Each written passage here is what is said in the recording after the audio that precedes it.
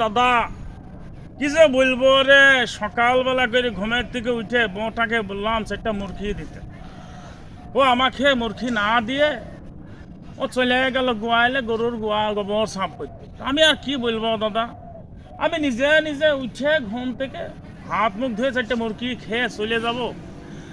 এর মধ্যে আমার এক দাদা এসে বললো, দাদা তোমার এটা মেয়া আছে তো বিয়া দিবিলাই। তো আমি চিন্তা করে দেখলাম মেয়েটা তো আমাকে বিয়ে দিতে হবে, মেয়েটা তো অনেক বড় হয়ে গেছে, তো বিয়ে তো দেবো দাদা। তো আমাকে কিছুদিন সময় দিতে হবে। তো আমাকে বললো তুই সময় কিতা লিবি রে, ওরা ছাবাল ভালো আছে তাই ওকে বিয়ে দিলে ভালোই হইবে। তো আমি বললাম দাদা আমার মায়া আছে তো বিয়া তো দিতেই হইবে, তো আমাকে যদি দুটো দিন সময় দিতি রে দাদা, তো আমি মনে হয় একটু সুবিধা পেয়ে যেতাম।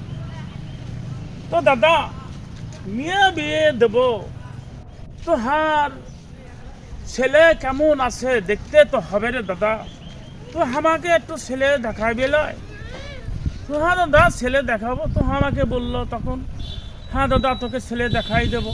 তো আমি ছেলে দেখার জন্য গেলাম, যে দেখছি ছেলের পাও একটা বেকা, ছেলে করে খাই ভিক্ষে দাদা, আর কি করব।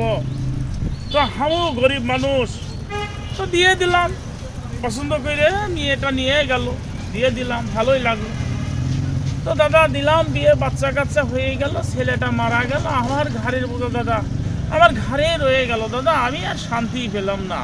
তো দাদা আমার মেয়ে বিয়ে দিয়েছি অল্প বয়সে, দাদা তোমরা যেন এই ভুল আমার মতন আর কেউ করিও না।